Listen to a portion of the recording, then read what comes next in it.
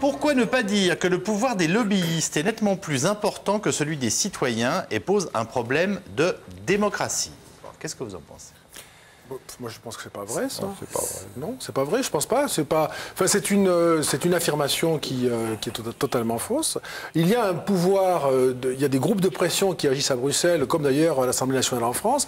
À Bruxelles, simplement, ils sont beaucoup plus identifiés, donc on peut les contrôler davantage. Au passage, c'est une petite différence.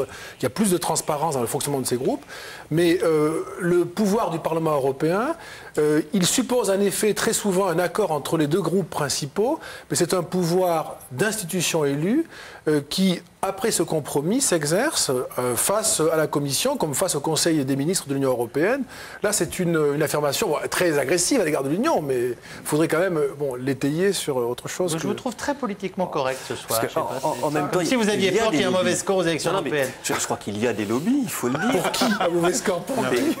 Il y a des lobbies qui interviennent à Bruxelles. Toutes les grandes entreprises, on le sait, ont des lobbyistes, notamment à Bruxelles. Les régions aussi. Les régions aussi. Oui, les régions, donc c'est une réalité. Contre les citoyens. Il y en a plus que de députés ou la vraie question, je crois que c'est ce que Raphaël vient de dire, c'est que dans cette question-là de SMS, il y a vraiment l'idée que lobby, c'est antidémocratique.